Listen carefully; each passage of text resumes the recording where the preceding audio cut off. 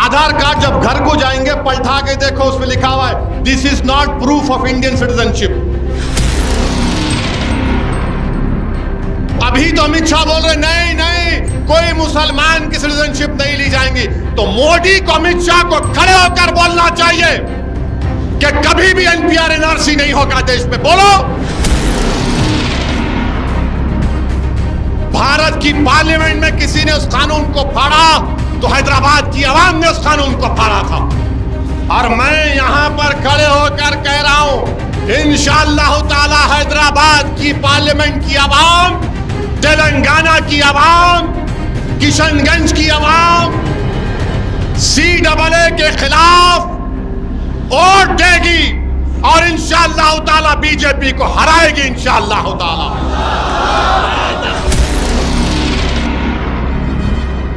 अब 6 बजे से शुरू हो जाएंगे। बड़गांव भाषण दिया असदुद्दीन, चुनाव सामने रख के दिया, बराबर चुनाव सामने रख के बोल रहा हूं मैं। तुम चुनाव को सामने रख के, इलेक्शन को सामने रख के 4 साल से कानून नहीं बनाए, अब बनाया आप। एक बयान आया, हुकूमत ने एक फैसला लिया और फैसला ये लिया कि वो CAA कानून के रूल्स बना दिए। मैं पहले भी कहा और आज भी कह रहा हूं कि CAA कानून को आप सिर्फ CAA के तौर पर नहीं देख सकते। CAA के कानून को आपको NPR और NRC से जोड़कर देखना पड़ेगा। अब ये बीजेपी और संघ परिवार के लोग बोलेंगे तुम क्या नहीं चाहते पाकिस्तान, अफगानिस्तान, बांग्लादेश के हिंदू, सिख, ईसाई, ये बौद्ध मजहब के लोग भारत को आ जाएं, ये उनको शहरियत ना मिले? मैं कभी खिलाफ नहीं था। अरे जब हमने 2 नेशन थियरी को रिजेक्ट किया, मुस्तरद किया, हम क्यों उसकी मुखालिफत करेंगे? कोई अगर हमारा हिंदू भाई पाकिस्तान, बांग्लादेश, अफगानिस्तान से सिख आ जाए, क्या CAA कानून से पहले उनको सिटीजनशिप देने का कानून नहीं था? था, बिल्कुल दीजिए आप। मगर हमारा एतराज यह है कि मजहब की बुनियाद पर नहीं कानून बनाया जा सकता। लोग बार बार मुझसे कहते हैं तुम क्या बोल रहे हो, तुम्हारी शरीयत तो नहीं लेंगे नासरुद्दीन। मैं उनसे कहता हूं कि CAA का ताल्लुक सिटीजनशिप कानून से है, NPR का ताल्लुक सिटीजनशिप कानून से है, NRC का ताल्लुक सिटीजनशिप कानून से है। और कब से हम लोग मजहब की बुनियाद पर सिटीजनशिप देंगे? मजहब की बुनियाद पर जब सिटीजनशिप दी जा रही है तो मजहब की बुनियाद पर छीनी भी जा सकती है। मजहब की बुनियाद पर जब सिटीजनशिप दी जा रही है तो मजहब की बुनियाद पर छीनी भी जा सकती है ना। वो क्या शेर है कि बिगड़ती है जब जालिम की नीयत, बिगड़ती है जब जालिम की नीयत तो ना कोई तदबीर ना दलील काम में आती है। मजहब की बुनियाद पर सिटीजनशिप दे रहे आप, और कल अगर NPR और NRC कराएंगे, आसाम में समझाने के लिए बोल रहा हूं, आसाम में सुप्रीम कोर्ट ने कहा NRC कराओ, 1600 करोड़ रुपये खर्च किए करके सुप्रीम कोर्ट के मातहत NRC हुआ आसाम में। 19 लाख लोग के नाम नहीं आए। कितने? 19 लाख, जिसमें से 10 से 12 लाख हमारे हिंदू भाई हैं, 1.5 लाख मुसलमान हैं।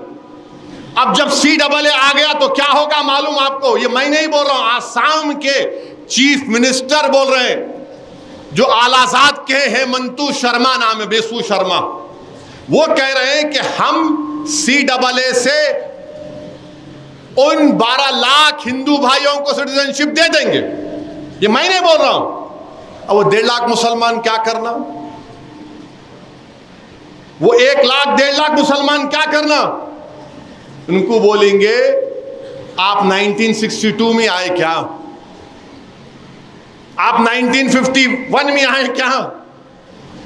कागज दिखाओ, दादा का बर्थ सर्टिफिकेट दिखाओ।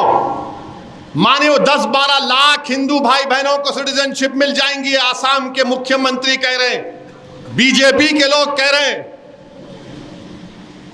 और वो 1.5 लाख मुसलमान फॉरेनर्स ट्राइब्यूनल में जाके केस लड़ो अपना। लोग बोलेंगे नहीं अभी कुछ नहीं हो रहा। मेरे भाई साहब, हर चीज अभी नहीं होती, हर चीज बाद में होती है।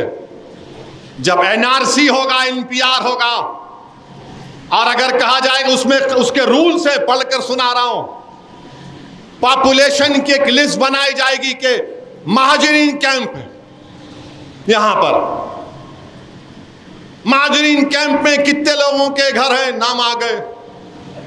अब उसमें से किसी एक का नाम मैं जाकर बल्दिया के ऑफिस में लिस्ट लगाएंगे, देखो महाजरीन कैंप में इतने लोगों का नाम है।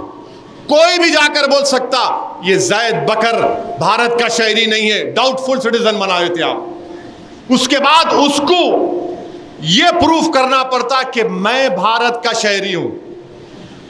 अब बताओ ये एनपीआर एनआरसी में नहीं है क्या? अमित शाह ने मेरा नाम लेकर पार्लियामेंट में नहीं कहा ओवैसी जी एनपीआर भी होगा, एनआरसी भी होगा? क्या टीवी के इंटरव्यू अमित शाह ने नहीं कहा एनपीआर एनआरसी? तो इसीलिए हम कह रहे हैं कि बांग्लादेश, पाकिस्तान, अफगानिस्तान से जो लोग आ गए आप बराबर दो उनको, मगर मजहब की बुनियाद पर क्यों? फिर बोलते नहीं इस्लामिक कंट्री है। अरे इस्लामिक कंट्री है तो मैं तो नहीं गया ना इस्लामिक कंट्री को। आपके दादा, मेरे दादा, हमारे परदादा मौलाना अबुल कलाम आजाद, जौहर बरादरान, हुसैन अहमद मदनी, ये तमाम उलेमा तो नहीं गए पाकिस्तान को। क्यों नहीं गए? क्योंकि हम उसको नहीं मानते वो कि इस्लामिक कंट्री है। हम भारत को पसंद करें क्योंकि ख्वाजा अजमेरी की जमीन है, ये सुल्तान हिंद की सरजमीन है। हम बोले यहां पर इस देश का कोई मजहब नहीं होगा, मजहब की बुनियाद पर सिटीजनशिप नहीं दी जाएगी। मगर आप क्या कह रहे हैं आज? नहीं, जो हिंदू है, सिख है, ईसाई है, बौद्ध मजहब का है, उसी को सिटीजनशिप मिलेंगे। मेरे भाई ये इनकी साजिश है कि हमको हमारे मुल्क में परेशान करके रख दिया जाए। और आपको मालूम 1959 तक कानून नहीं था बर्थ सर्टिफिकेट का। अगर मैं पूछूं कि तुम्हारे दादा और अब्बा की पैदाइश कब हुई तो बोलेगा होंगी 59-60 में, जब कानून नहीं था। पासपोर्ट कितने लोगों के पास है? अगर मैं यहां बोलूं हाथ उठाओ कितने लोगों के पास पासपोर्ट है?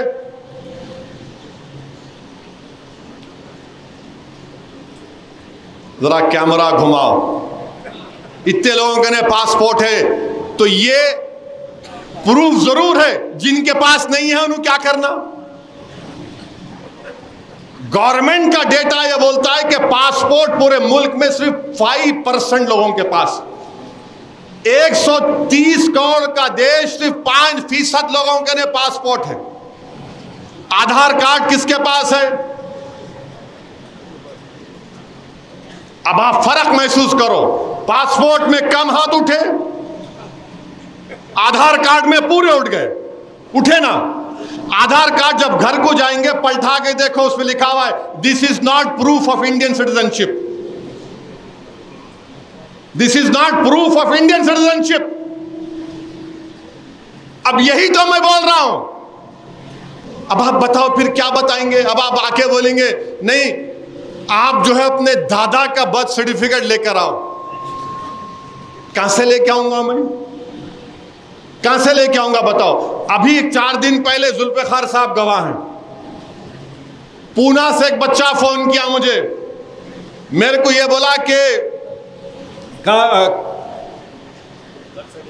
कहां रहने वाले? हाँ, जलाल कुचे का रहने वाला हूं। वहां पे एक दवाखाना है, मेरी अम्मा मेरे को वहां पैदा करी। साहब अब ये CAA ला रहे लोग, मेरे को लिख के दे दो कि मैं यहां पैदा हुआ। अब आप बताओ क्या तमाशा होने वाला है, ये क्या करने जा रहे हैं। अभी तो अमित शाह बोल रहे नहीं नहीं कोई मुसलमान की सिटीजनशिप नहीं ली जाएंगी, तो मोदी को अमित शाह को खड़े होकर बोलना चाहिए कि कभी भी NPR NRC नहीं होगा देश में। बोलो बोलो NPR NRC नहीं होगा। नहीं बोलेंगे, नहीं बोलेंगे। क्यों? क्योंकि इनके दिलों में यह प्लान है, NPR NRC कराना चाहते हैं, परेशान करना चाहते हैं। अच्छा, अभी एक सवाल जवाब के तौर पर गवर्नमेंट ने जारी किया, और क्या लिख रहे हो उसमें मालूम आपको कि ये 3 मुल्क बांग्लादेश, पाकिस्तान, अफगानिस्तान में वहां की अक़लियतों को जुल्म होता है। अंग्रेजी का लफ्ज़ परसिक्यूशन इस्तेमाल हुआ। तो परसिक्यूशन अगर हुआ, ये दीन इस्लाम के खिलाफ है, और हम इस्लाम का नाम खराब नहीं होने के लिए हम ये कानून मारे। ओहो अब्बा,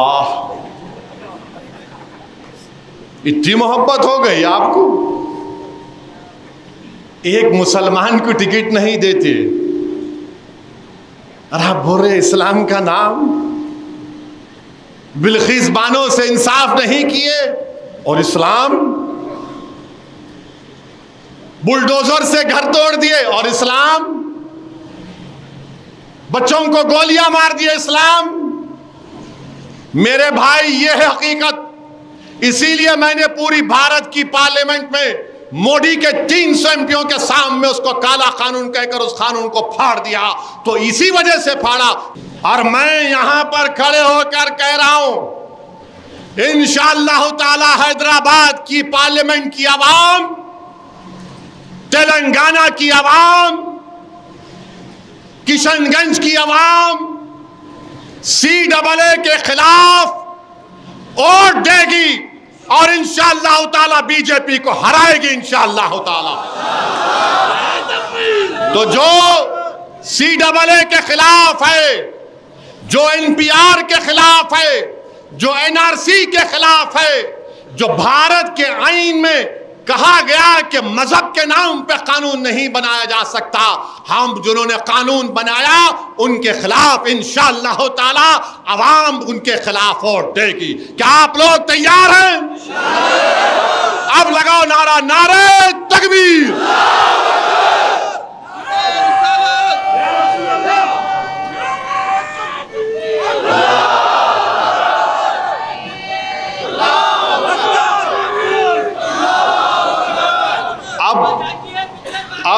अब क्या हो रहा है? अब आप देखेंगे, इसी वजह से असदुद्दीन ओवैसी के खिलाफ, मजलिस से खिलाफ, हैदराबाद की गयूर आवाम के खिलाफ है। इन्हें सबको भड़का था। मैं भड़काया आप लोगों को? मैं सच्चाई को बयान किया हूं, मगर मोदी जी, अमित शाह, RSS वालों में दिखता इन्हें भड़का रहा है। मैं सच्चाई को बयान किया हूं। हैदराबाद की आवाम कभी CAA के मानेगी नहीं, उसके खिलाफ वोट देगी इंशाअल्लाह ताला। ये, और हम उम्मीद करते हैं कि हमारे नए चीफ मिनिस्टर भी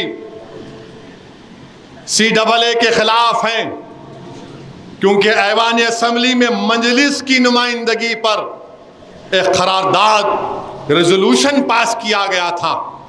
सेंसस कराओ, हम खिलाफ नहीं हैं, मगर NPR NRC अगर होगा तो याद रखो मेरी इस बात को, डराने के लिए नहीं कह रहा हूं, सबको डाउटफुल सिटीजन बना दिया जाएगा।